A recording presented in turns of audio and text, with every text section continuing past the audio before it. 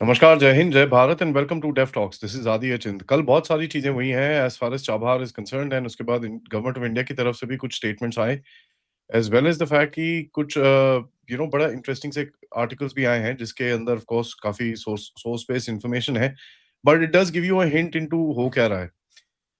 Chabahar के ऊपर of course कल एक पूरा प्रोपेगेंडा चलाया गया कि भैया वी हैव लेफ्ट, पूरा बंद कर दिया हमने, ये कर दिया, वो कर दिया, when we actually realized what it was. And ये प्रोपेगेंडा वो नो इट ऑल वाले जो हमारे हैंडल्स हैं उनकी तरफ से काफ़ी प्रमोट किया गया। And they try to create a whole scare saying कि भैया चाइना घुस जाएगा, इंडिया का पूरा लॉस है, ये है, वो है। The main thing that is there is that we have just stepped away for a little bit for from the operations of the port. And उससे जियोपॉलिटिकल इम्पैक्ट क्या है उसके बारे में थोड़ी-सी बात करेंगे, बट एक चीज़ यहाँ पर we have to establish that are we willing to take the risk with America against Chabahar? क्या इज़ इट रिस्क वर्दी और not? Also we will discuss. साथीगत भाई, नमस्कार। नमस्कार आदि भाई। नहीं, चाइना के बारे में जो लोग बोल रहे हैं कि चाइना का तो $400 बिलियन का जो इन्वेस्टमेंट ईरान में होना था, अगर वो होता तो ईरान का ये हाल होता ही नहीं। तो चाइना क्या चबार लेगा, वो तो कोई इन्वेस्टमेंट कर ही नहीं पाया है बेसिकली। देखिए, ये जो चबार पोर्ट वाला इशू है, इसका मतलब शुरुआत जो प्रॉब्लम्स हुआ, स्टार्टेड समथिंग अराउंड 2017-18 से। अ, उस टाइम जो वैसे पहले भी ईरान के ऊपर बहुत सैंक्शंस इन था यूएस का। काटसा वाला सैंक्शंस जब आया, countering American adversaries to sanctions act, उस टाइम हम मतलब as India we have been dealing with both Iran and Russia. हम दोनों से तेल लेते थे, हथियार लेते थे, मतलब हथियार ज्यादातर रशिया से, और तेल बहुत बड़े तादाद में ईरान से आता था। नाउ काटसा सैंक्शंस जब आया और सबसे बड़ा उसका जो गाज गिरने वाला था वो S-400 के ऊपर था। तो इंडिया ने बोल दिया कि S-400 तो हम लेंगे, और इंडिया रशिया के साथ कोई भी वेपन्स और वेपन्स डील हम बंद नहीं करेंगे। तो उसके बाद आप देखिए बहुत सारे डील्स रशिया के साथ हुआ। फ्रिगेट्स जो था, तलवार क्लास बहुत सारे और लिया गया। AK-203 का डील हुआ, बहुत सारे मिसाइल दिया जाता है। Now then there was a trade off. Trade off क्या है कि ठीक है, देन वी एग्रीड समवेयर, जो लगता है कि we will gradually reduce our intake of oil from Iran, तो वो ऑलमोस्ट ज़ीरो हो गया। एंड एज़ अ कंट्री आपके पास सब हमेशा ऑप्शंस नहीं होता है। You have to do some bargaining, some negotiations, some trade off. इसमें इसमें मतलब जितने सारे बयान बहादुर हैं, वो सोचेंगे कि अरे देखो इंडिया ये कर लिया। No, sometimes you have to take a tactically और टू विथड्रॉ। सो उस टाइम इंडिया ने जो कंसेशन यूएस से लिया था कि ओवरऑल ईरान के साथ जो ट्रेड है ऑयल का, एनर्जी ऑपरेशंस जो था, उसमें we will not get into it anymore, but exception था वाज चबार। चबार के ऊपर एक कंसेशन, एक exemption from the sanctions US ने दिया था, और तब से in spite of sanctions Chabahar में इंडिया ऑपरेट कर रहा है। एंड इट हेल्प्स बिकॉज़ आपका डायरेक्ट एक्सेस होता है अफ़गानिस्तान में। And it has been working for quite some time. कहीं न कहीं अमेरिका या वेस्ट को भी यहाँ पे बेनिफिट दिखता था कि at least one democratic country has some kind of a tacit understanding with Afghanistan and central Asia via Chabahar. तो it was a win win situation. Now इस बीच बहुत कुछ हुआ। इस बीच फिर कोविड आया। कोविड के पहले बालाकोट स्ट्राइक हुआ। कोविड के इंडिया ने फ्लैटली डिनाई कर दिया, रिफ्यूज कर दिया, we will not take vaccine from United States and other countries. फिर इंडिया आत्मनिर्भरता के लिए बहुत कुछ किया। फिर कोविड के बावजूद India emerged as a you know fourth largest economy. Fifth largest था, फिर फोर्थ लार्जेस्ट। फिर वो रशिया यूक्रेन लड़ाई शुरू हो गई। फिर इंडिया ने बोला कि we will not stop taking oil from Russia, क्योंकि रशिया के ऊपर सैंक्शंस नहीं था, उनके ऊपर प्राइस कैप था। प्रेशर के बावजूद इंडिया ने लिया, इंडिया ने देखा कि हमारी स्ट्रैटेजिक ऑटोनॉमी बरकरार है। फिर उसके बाद ऑपरेशन सिंदूर हुआ। अब ऑपरेशन सिंदूर में क्या-क्या हुआ सबको पता है, व्हाई इट हर्ट्स अमेरिका। फिर उसके बाद ट्रेड डील वाला इश्यू में इंडिया सेड कि we will not compromise on certain core interest. इन सब के बाद invariably somewhere the US had to do something, मतलब US would have done something. फिर उसके बाद बात शुरू हुई आईएनएसटीसी की, international north south transport corridor. तो जो leverage Russian trade oil shipment के ऊपर वेस्ट का था, that would have completely got cut of. और आईएनएसटीसी का एक क्रिटिकल कोर रूट है Chabahar, and it was known somewhere कि ये लोग कुछ करेंगे। सो आईएनएसटीसी पर से तो खत्म नहीं हुआ है, फिर क्योंकि there is another route, the Vladivostok Chennai वाला रूट। फिर उसके बाद शंघाई कोऑपरेशन ऑर्गेनाइजेशन में इंडिया गया, and it created a lot of buzz about Russia, India, China. So invariably अभी जो चबहार का इशू है, चबहार में देयर इज अ 6 मंथ एक एक स्पेसिफिक टाइम फ्रेम दिया गया है to wrap up the operations, and बात अभी चल रही है। देयर इज नो, अभी शायद ऑपरेशंस पूरा काफी कम हो गया है, but I think India is still negotiating with the American for some kind of concession. And देखिए, ये जो ऑर्गेनाइजेशन इसको ऑपरेट करता है फ्रॉम इंडियन साइड, इस ऑर्गेनाइजेशन का नाम है इंडिया पोर्ट्स ग्लोबल लिमिटेड या Indian ports global limited. It's a government organization. This organization has a mandate to, operate around 20 ports globally outside India. उसमें से ये वाला one of those, Chabahar is one of those 20 ports जिसका planning है। और maritime finance के लिए, maritime trade finance के लिए, मेरीटाइम पोर्ट डेवलपमेंट फाइनेंस के लिए इंडिया ने अलग से एक एनबीएफसी तैयार किया। It is a development finance organisation which has been created. जैसे नैपपिट की बात हम लोगों ने एक बार किया, national bank for financing of infrastructure development. Similarly maritime finance, maritime infrastructure development के लिए सागरमाला फाइनेंस कॉर्पोरेशन करके एक ऑर्गेनाइजेशन तैयार किया। मैं दर्शकों को बोलूंगा आप थोड़ा गूगल कर लीजिए। नाउ इसमें अभी नेगोशिएशन चल रहा है। It may so happen that you may withdraw for the time being. There are 2-3 reasons for this कि आपको आपके चैलेंजेस है। We are not, we have to what you call protect your own turf within the country. बहुत सारे issues में you we have flatly said no to US, but certain issues है जहां पे आपको फिर एक्सेप्ट करना पड़ेगा। चलो ठीक है, यू मान लेते हैं उनकी बात, because somewhere you have to, because you are at a critical stage of growing the economy. आपके ऊपर इतने चैलेंजेस आएंगे, अब हर जगह पे 30 बार खान नहीं बन सकते, and you need to do that. और जैसे उस दिन एडवाइजरी ईरान से, ईरान के ऊपर इंडियन गवर्नमेंट ने दिया था for the people living in Iran of Indian origin, things are going to be very bad somewhere in Middle East. फिर से खराब होने वाला है, क्योंकि जो 2025 के अर्ली 2025 या उस टाइम जो हुआ था ना, जंग वंग जो हुआ ईरान और इसराइल के बीच, that has not yet reach closure. Middle East का कंटेंशियस इशू अभी भी क्लोजर में गया नहीं है। और ये सिर्फ इजराइल वर्सेस ईरान नहीं है, Turkey is a player, Saudi Arab is a player, America is a big player. America फिर से बहुत कुछ कोशिश करेगा। 99% चांस जो कोशिश करेगा, invariably it will be counter productive, it will not be productive, but they will do it.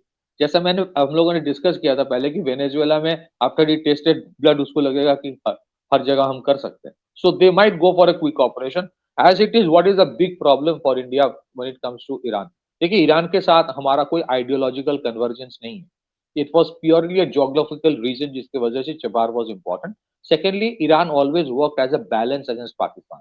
it was a it was a pure strategic intent behind the relation, और एक functional relationship, working relationship या फिर communication India के साथ Iran का अभी भी है। प्रॉब्लम इज, अभी जो ईरान का हालत है, situation, even if the regime falls, it will create massive chaos and instability. It's not going to be कि कोई आएगा बाहर से किसी को बिठाया दिया जाएगा and it will, the country will run well. The country is deeply divided between pro regime and anti regime. Secondly, even for this regime, अभी जो सिचुएशन है, running the country smoothly is not going to be a cake walk, बहुत problems है। So in that kind of a situation, ऐसे एक, it's almost like operating in a war zone Sudan. क्या कोई Indian government अपने PSU को ऐसे कोई देश में ऑपरेशन करने देगा जहां पे बहुत क्रिटिकल एक वॉर लाइक सिचुएशन है? Tomorrow there can be major potential, I don't know, issues of terror attacks as well. Now in that kind of a scenario, what you have done, fine, They, let's fight this for another day. Back to you. Yeah. no, sorry to interject. They will be, because yesterday, excuse me, the Iranian, excuse me, foreign minister has come out and said that Pakistan was involved. जी, as it is वो Sistan Baluchistan वाला region में बहुत turmoil है।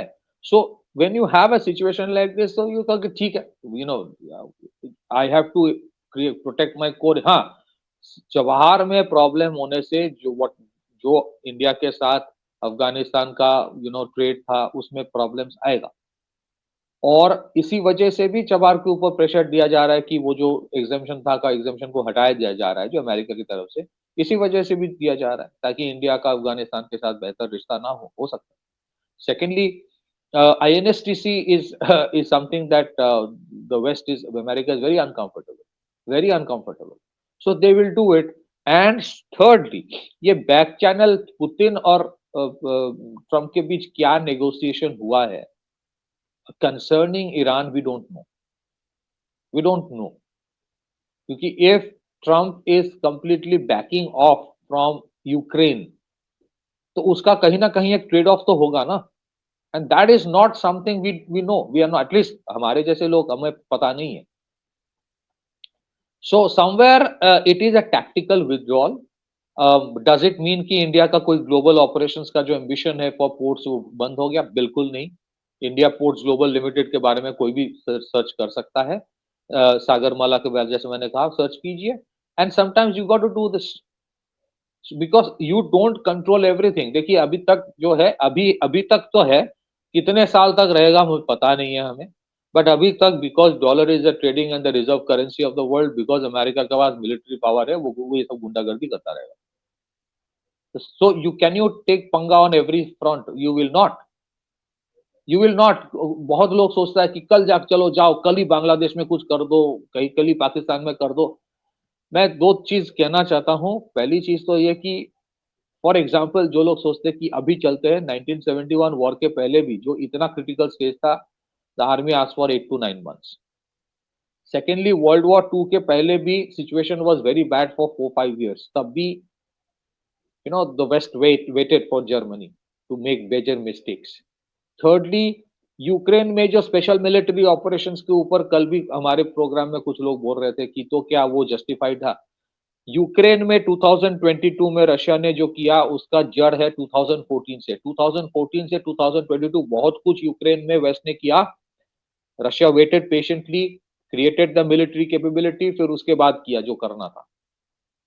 सो there is a waiting period. You don't get into you don't jump into. एक time था 1996 में जो ताइवान स्ट्रेट में चाइना को इतना थ्रेट मारा था अमेरिका ने, इट विथड्रू। फिर उसके बाद चाइना ने जो मिलिट्री कैपेबिलिटी बनाई अपनी, और जिस तरह से अमेरिका को ट्रैप किया with all the coastal region में अमेरिकन इन्वेस्टमेंट्स, तो आज अगर अमेरिका ताइवान के लिए कोई मिसाइल भी फेंके, वो जहां पे गिरेगा, शंघाई, शेंजन, जुआई, जहां पे भी, it's filled with American companies production lines, नहीं कर पाएगा। So sometimes you got to take a step back and then prepare for eventualities. तो अभी भी कोई विड्रॉल हुआ नहीं है एज सच। ऑपरेशंस थोड़ा शायद कम हो गया है काफी, but I think there is a back channel negotiation, sorry, back channel negotiation between India and US going on, ताकि ये concessions जो था वो बरकरार रहे। There is a time, sorry, अब टिल से मार्च और अप्रैल जिसके बीच वो 6 month विंडो खत्म हो जाएगा। फिर देखते हैं कि लेकिन अगर उस चबहार के लिए मान लीजिए चबहार में अमेरिका ने बोला चलो तुमको कंसेशन दे दिया, तुम उसमें ऑपरेट करो, लेकिन इसके in lieu of that you open up the trade का मार्केट फॉर अस, वो थोड़ी करेगा India. So it's always a bargain में you have to protect your own farmers, sometimes you have to give up something. We don't know but that's how it is. Back to you Aditya. अब India क्योंकि उभर के आ रहा है तो ये सब आपको फेस करना पड़ेगा।